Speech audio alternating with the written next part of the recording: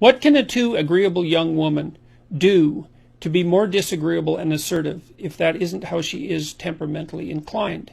Well, that's a good question, and I would say, first of all, that's a very common question that people who go into psychotherapy ask. I think the most common problem that psychotherapists deal with, apart from anxiety and depression, is probably assertiveness training. So the first thing I would say is you really need to figure out what you want. And I would recommend doing the self-authoring program, the future authoring program in particular, because if you want to stand up for yourself, you have to have your goals and your vision well laid out and well defined, and then you have to have a strategy that is matched to those goals, so that you know what you want, so that you know when you're not getting it. Otherwise, you're left with a vague sense of dissatisfaction and resentment, and that's a very, very difficult thing to articulate. And if you can't articulate it, then you can't negotiate. If you know what you want and you know why, then you can make a case for yourself. Okay, so let's assume now that you've laid out a vision and a counter vision, which the future authoring program also helps you do, so you know what kind of hell you want to avoid that you might drift into if you were too agreeable for the rest of your life. That would be a hell that consisted mostly of people taking advantage of you all the time and you feeling resentful and bitter about it. Not something I would recommend. See, I think that women are agreeable because it helps them deal with infants, but it's not a great temperamental strategy for dealing with complex organizations in the adult world. So I think it's a price that women pay for also being adapted to have plenty of patience for very young children. And then you have to overcome that to some degree to put yourself forward properly in more complex hierarchies of accomplishment.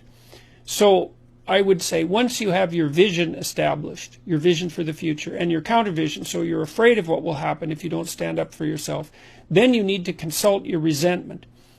Because if you're resentful about something, as far as I can tell, there's generally only two reasons. One is you should grow the hell up and quit whining. So you got to find out first if you're just feeling sorry for yourself. And you can think that through, make a pro and con case, and you can talk to somebody that you care about that. I'm not assuming that that's the reason, but that's one potential reason. If you're not merely feeling sorry for yourself, then you probably have something to say and something that you need. And you need to figure out what that is, and then you have to develop a strategy to put that forward.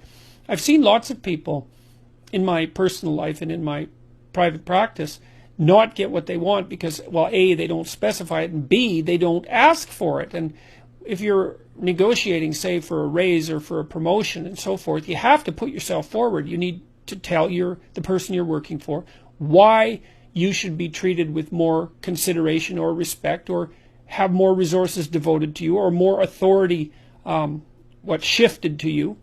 And you have to make a case for that, a compelling case, so that they have a reason to attend to you.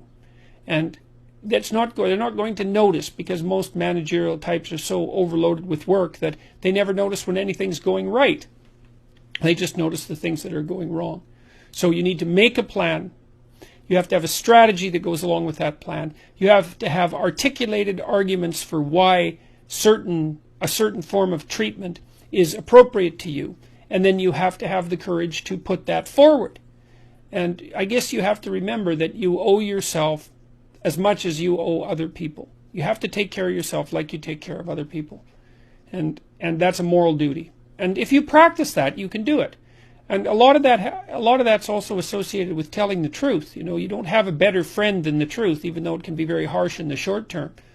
And so if you're unhappy at work because you're being taken advantage of, then you have to strategize yourself out of that. You have to learn to negotiate. And a lot of that also means that you have to overcome your hesitancy to engage in conflict. And you got to think about it this way. Negotiation and conflict are somewhat indistinguishable. And it's easy moment to moment to avoid negotiation and conflict, but you pay a terrible price for it in the medium to long term. It's better to face the conflict forthrightly in the present and make peace for the medium to long term. And there's courage in that. So that's the other thing I would say is gird up your loins and allow yourself to act courageously and truthfully. Truth is your best bet if you're too agreeable. So, you also might find that you have a pretty good critical intelligence, but that you think it's mean, and so that you keep it hidden. Some of the smartest women I knew who were very, very agreeable had unbelievably good instincts with regards to figuring out what other people's motives were, but they were ashamed of their suspicions. And really what that meant was they ended up being ashamed of their critical intelligence because they were so agreeable. So it may be that the darker part of you, the shadow part of you, knows things that you could know if you were willing to admit that they were true. And so you have to give some credence to your darker element, I would say. With love in my heart, even if the journey's long, someday we'll find the answers at WeiXingRen.com.